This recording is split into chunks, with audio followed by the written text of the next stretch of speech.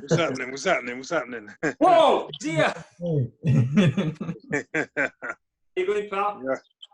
Yeah, not too bad. Not too bad. How are you? Yeah, good. You've got Ant and Johnny on tonight. Hey. Larry, what's happening, man? We good? What's happening, Larry? man? Yes, Johnny. Good, what's man. happening? What's happening? I'm good. I'm good. I'm good. You got a new, fresh, shaved head for this. I know what it's like. Yeah, man. Had tablets back.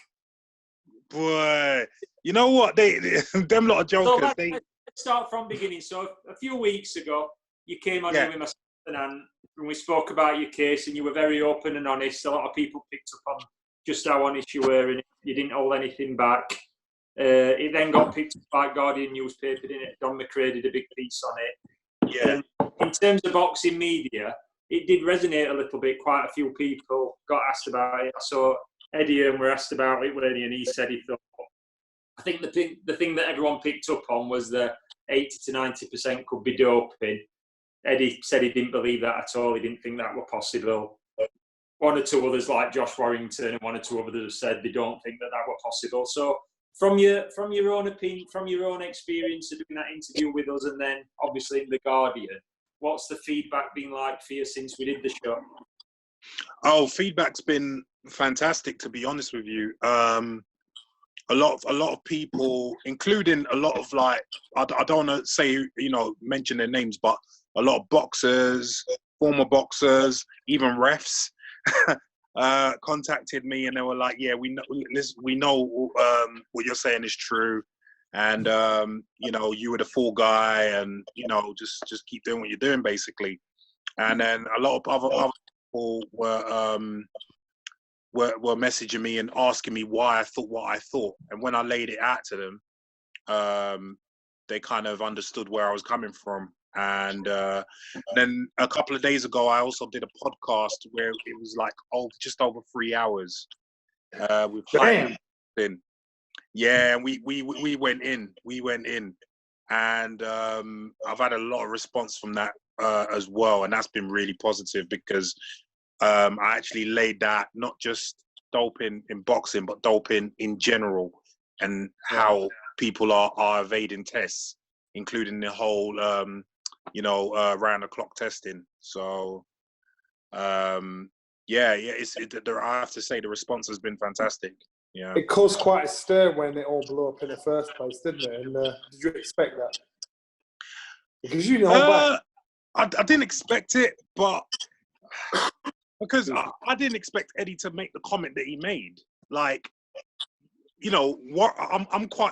quite sure Warren saw it because I think they had an interview with Warren the same day as they did with Eddie, and Warren didn't comment on it. But so I didn't understand why Eddie felt the need to comment on it. And you know me, I can't shut my mouth. So if someone challenges me, I'm gonna say something. So for him to say what he said, and it was more personal attack on me than commenting on the issue that I brought up, which again speaks volumes. And I've got nothing against Eddie. I actually quite like Eddie. The dealings that I've had with Eddie, I actually quite like him.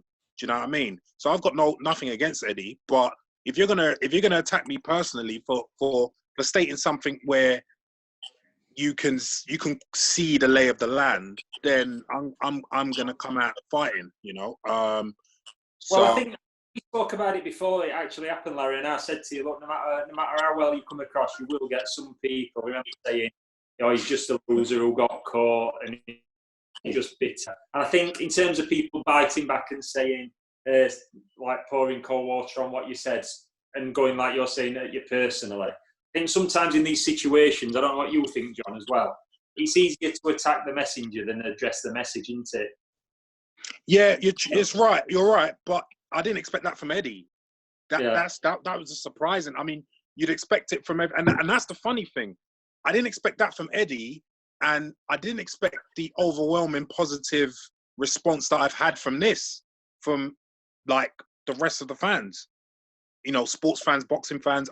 I'm actually quite shocked. Very shocked, in fact. feel good to do that first interview and just get everything off your chest and speak? 100%. And because also I know I'm doing it with good guys. Like I know you, Richard. I've met Anthony before, and you know, and I got on really well with Anthony. Johnny's a scumbag. I'm joking. Johnny's cool. Johnny's cool. I still remember when I went to Prize Fighter and Johnny came up to me and as soon as I got to your call and he was like, "You've got this. You can win this." And I'll never forget that, Johnny. So yeah, now you know that was me coming off the ban. So I'll never forget that. Like that support was well appreciated. Do you know what I mean? Is there anything you missed out when you finally just laid it all out? Is there anything you feel you missed out in regards to what you had to say about it all?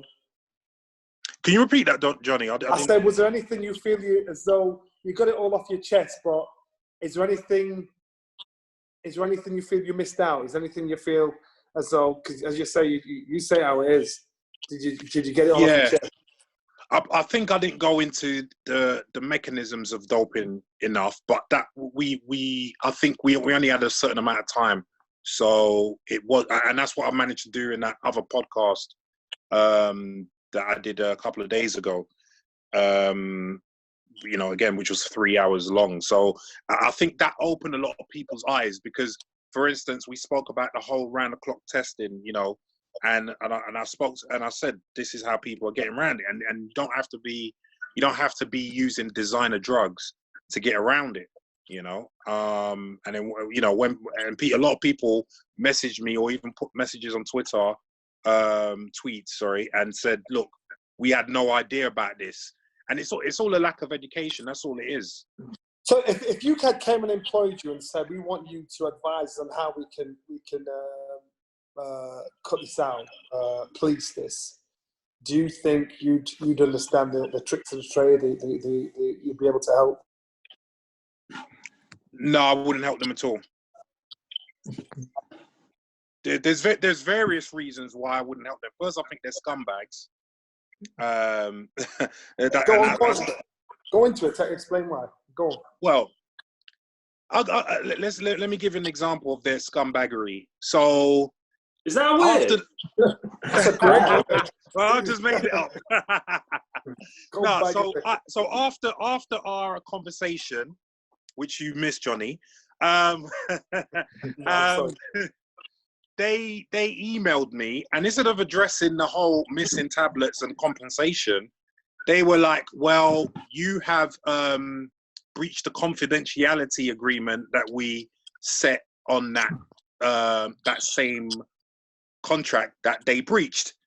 And they were like, you can't do that. And then they did it again after the Guardian interview.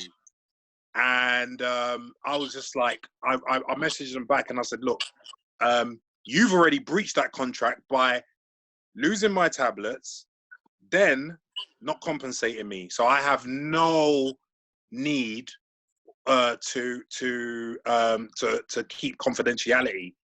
You know, so yeah, that's not going to happen. And that just shows you the kind of people that they are. Like, instead of addressing the issue, they want to save face. So I couldn't work for people like that. Well, poor old Anthony, I had to ring him after the book. I had to ring him every day for a week just to see if you were all right. He was so sheltered. Right, nah, listen, I love the chat, Larry, and like I said, I know there's, like you say, we don't know figures, but we said it, and you just sort of exposed just how big of a problem drugs is, not just in boxing, in sport. But I'm looking forward to the podcast, the other podcast. I'm going to look out for it. Yeah. Sure. It was a good one. It was a good one. We really went in, and we spoke about everything and explained everything, and I think that's why a lot of people who probably wouldn't have come around otherwise were like, wow, you know, I didn't realize all of this, you know. But yeah. You mentioned it then, Rich. Sorry? You mentioned it with Rich. We was talking about it the other day. We normally have some where there was a girl who was she the 200-meter runner. Oh, who's that? Yeah, so she's a well-educated, Larry. She's a well-educated girl. She's at one of the top units at Harvard. She's an Harvard student. She's breaking records, but she didn't know how to fill in her whereabouts. oh, there's a problem with her filling in her whereabouts. And it is laughable. It is laughable. But I almost think, yeah, that's as good as guilty. But I don't really respect the fact that her excuse is that bad. Do you know what I mean? Her excuse is that bad. I have respect it. Well, you see, that's actually another last ditch effort to avoid a test. Like, if you, and I've spoken to a couple of GB athletes who have actually been done on that whereabouts thing, and I'm not going to say any names, but you know straight away what I'm talking about. Mm-hmm. But it's a lot. That is a last ditch effort to avoid a ban, because the whereabouts ban is, I think, it's only 3 months. So if you miss 3 tests, or you don't fill in your whereabouts thing properly, you get 3 strikes, don't you? Yeah, but I think you only get 3 months as a ban. You don't get full ban. So I'd rather do 3 months than 2 years. Yeah. Do you see what I'm saying? So that is in a lot of athletes' eyes, that is a last ditch effort to avoid a lengthy ban. I didn't hear the last show, but did you talk about the pros and cons of the benefits of taking drugs in sport? Did you speak about that? Did you touch on that? Basically, what I'm saying is that I booked three drug cheats, and I beat them all, the ones I know about. And I've always said, in boxing, it doesn't make you a better boxer, technically a better boxer. Yeah. It just may help you recover quicker. It just may help you train harder. Yeah. But in boxing, it doesn't make you a technically better fighter. Right. So did you? I'm sorry, because I didn't hear the last one. Did you explain the benefits and the I didn't go in depth into it, but that same statement that you made, I did go into that, and I said that because it does improve your recovery, and because it does allow you to do more sessions, indirectly it can make you a better boxer, because it all depends on how you use that time. So if I know I can do more sessions per week, if I dedicate those extra sessions to technical sessions, then indirectly that's going to make me a better boxer, because I'm do you see what I'm saying? So it all depends on how if people are using those extra sessions and just smashing the weights or just getting their conditioning up, then no, it's not going to make them a better boxer. But if they're using that extra time and sessions to focus on their technical ability, then yeah, it could do. Yeah, so it could make you a better boxer. And that's not, but and again, what you said about you've beaten 3 drug treats that it doesn't mean the drugs didn't benefit them. Do you know what I mean? It's because there's so many variables to winning a boxing match. There's so many variables. How many times have we seen the much better boxer lose a boxing match? There's just too many variables to just be like, to just say, oh, this person's using drugs, so that person's going to win. No, it's an asset, but there's so many things involved that you can't use that asset alone to determine the outcome. I love that dog. Yeah. He's worse than kids, and he's crashing camera.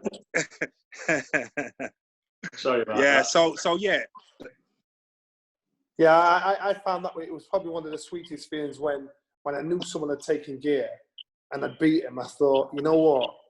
There's nothing you can take that can beat me. And that gave me a massive lift to say, all right. And actually gave me more confidence as time went on. But then I suppose on the other leg of it, if you take me, how did you feel when you close your eyes at night time, when it's in there, you know what you've done, what you've taken. How did you feel about yourself? I felt great, because here's the thing. It's again, like I've just said, there's so many variables, right? So if you're taking drugs, it doesn't guarantee anything. And if anything, you have to work harder to reap the benefits of those drugs, specifically anabolic steroids or growth hormone. You need, it doesn't, the whole point of those drugs is to help you recover faster so you can train more often and more intensely. So if you're not doing that, then the drugs are not doing anything for you. So you're actually training harder than you would be able to. Because trust me, when I came off the drugs, there was no way I could put in the sessions that I was putting in on drugs. This is no way. So in my mind, I felt great because I knew I was working. It was allowing me to work harder than I could ever work naturally. You know, I was putting in the work. And then on top of that I know, for instance, like I know a lot of people who I fought took drugs. So again, and the ones that I don't know, there's a good chance that they did because of the way of sport nowadays, and specifically boxing.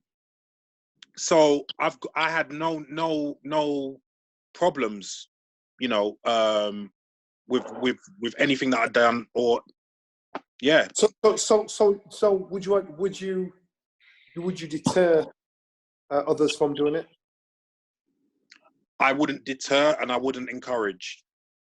And I've had so many boxers come up to me, especially since these interviews and podcasts, you know, have happened. It's reignited all of this, and I've had a lot of them come, you know, message me or come up to me, and also when I first got banned in the gyms, when I used to go back to the gyms, you know, boxers used to come up to me and ask my advice, and I wouldn't give it because my thing is that I can't advise anyone because I don't know anyone's medical history.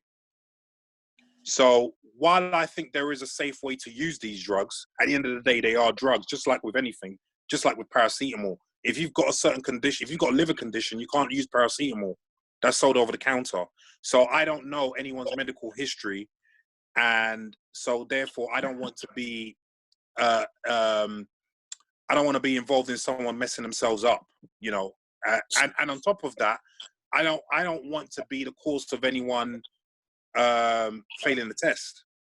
So, Larry, at any stage did you think you were just having an unfair advantage? Unfair advantage? No. You did because as I've said earlier, there's never a level playing field. There's never a level playing field.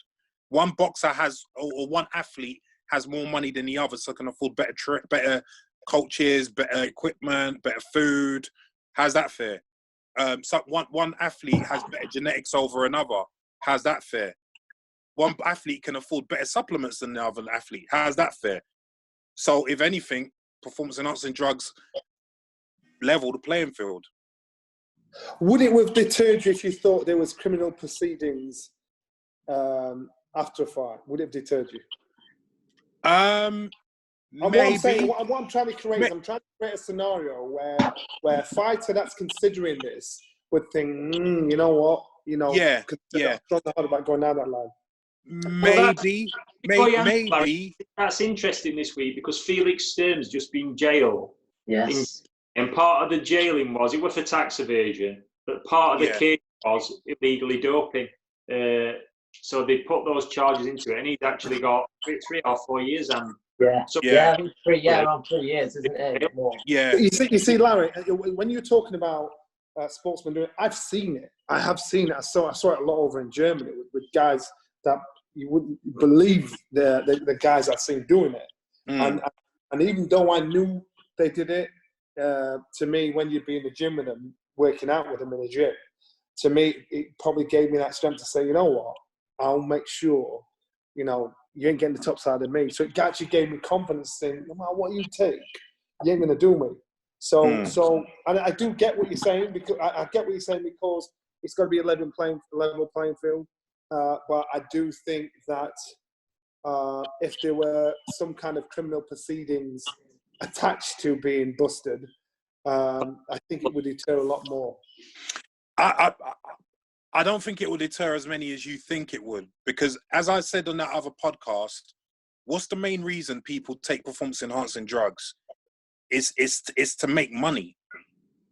And when you're talking specifically about boxing, you're talking about people who are coming from most people come from underprivileged backgrounds, and they're coming into that sport to make money, and so morality doesn't even come into it, and that's assuming everyone has the same morals, which they don't.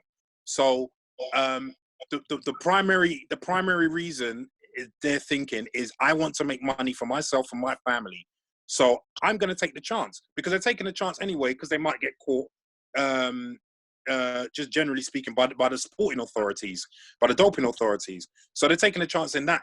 But anyone, I feel, most people who are willing to take a chance in that would probably take a chance, even if there were criminal proceedings attached to it, as you can see already, because people are still, in the countries where they've made it illegal to dope, people are still doing it.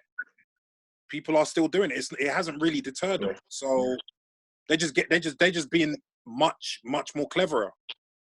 So last week, Larry, I don't know if you saw it, I know you messaged him. Me and Ant had and Ant will tell you, it was a pretty difficult conversation with Liam Cameron, who's got a 4-year ban for some metabolite cocaine. And when you talk negatively about UKAD from your own experiences with it, and then you see what's happened to Liam and how he's been left unsupported, does that kind of add into the narrative and your findings with it? What do you think to that case?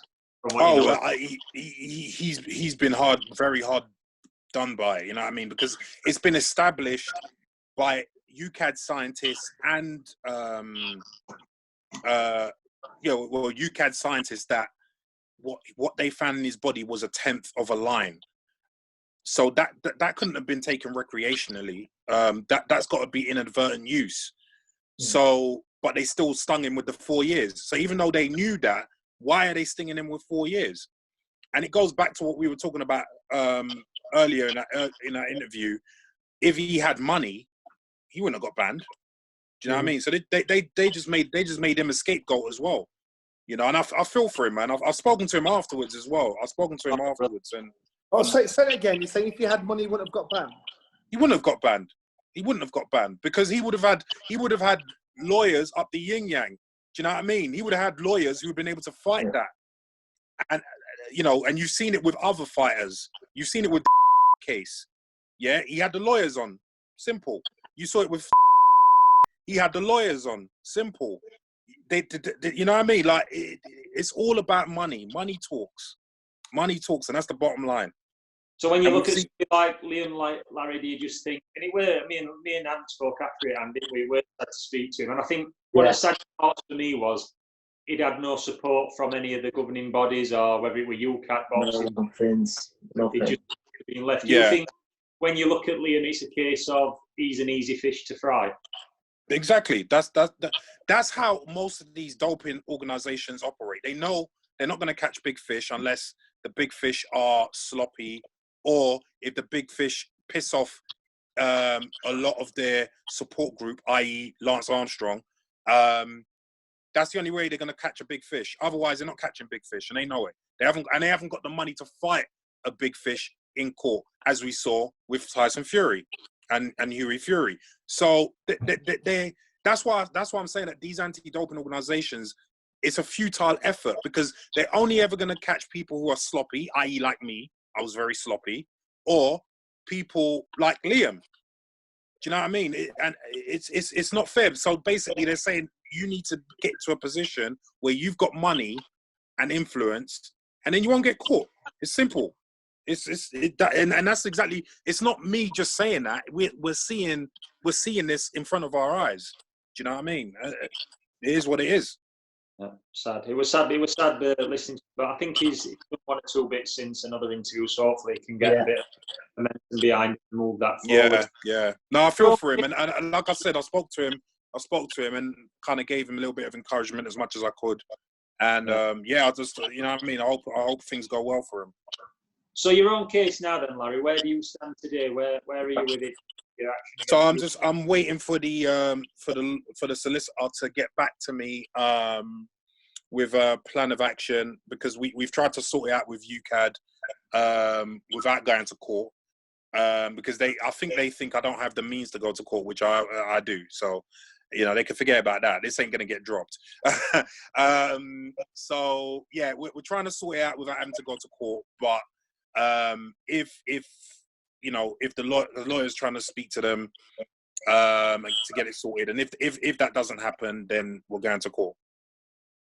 Well, what's your personal motivation now, Larry? Is it split? Is it between the tablets and the financial ramifications of them losing them and not getting them back, or is some of it, and I said this in a nicer way as possible, is some of it wanting to expose the hypocrisy of what you see in UKAD? A bit of both. A bit of both. A bit of both. I have to say, because really and truly, I don't need their compensation, but that's not the point. That is not the point. The point is that the way they deal with people, like even in this situation, the way they dealt with me, like, okay, we lost your tablets, okay, and then that was it. I have to prompt them to be like, where's my compensation then? If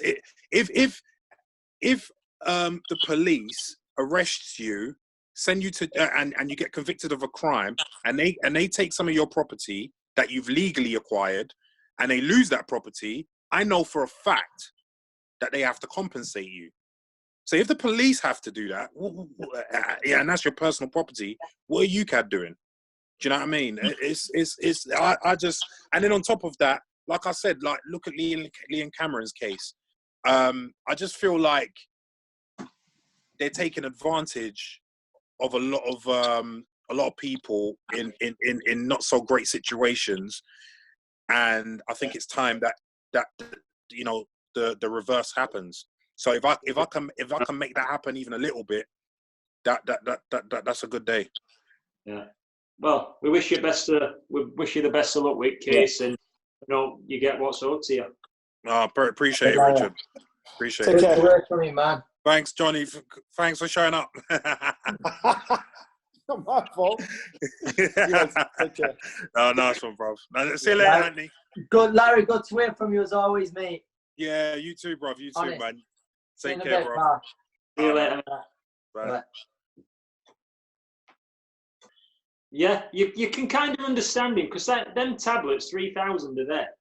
There's probably 20 or 30 grand within it, in reality. And if they'd given him a contract and said we will return him to you, and then they said they've lost him, you're going to want your money back, aren't you? So he's taken him to court to sue him because of his tablets that the So tablets. in his settlement with them, Johnny, they asked him for his 3,000 tablets they found out he'd got. So he gave him, I don't know if it was for testing or whatever, but part of his settlement agreement was, because it's not illegal to have the tablets, part of his settlement was that he got them back. And then they said they lost them, and that there were no compensation for him losing them. So obviously he's chasing that down. So did he throw anybody under the bus when he?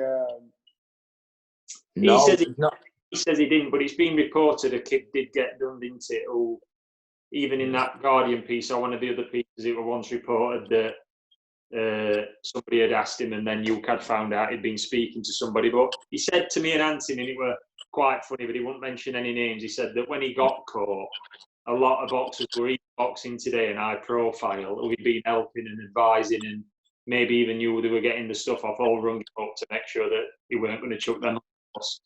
Yeah. So I think with him, a lot of it is he don't like the hypocrisy. I don't think of him getting. So I think what we had to be careful of is that we weren't helping him glorify what he'd done, and that's why I talked about criminal proceedings, talked about advising kids against doing it, and that's why I mentioned I boxed a couple of drug cheats before that I knew of. You know, that's why I thought we needed to be careful that we weren't put him on a pedestal for being smart. You know what? He has got no regrets or conscience about doing it. Well, that's what I'm saying. He's talking. I'm like, it's. But then, do you know what though? I was saying that, John. I think I was saying it, Rich. He owns it. He doesn't. Do you know what I mean? He doesn't pretend he has got a conscience and regrets this. He owns it, doesn't he? Do you know what I mean? He owns it. So I think in a way you've got. I'm not saying it's right. It's certainly not right, but. I think you respect that in a way, do you know what I mean? Hope you enjoyed Blackout Barber Show. Please like and subscribe, and if you've got any complaints, remember my name's Richard Potson. Just say that's Jones.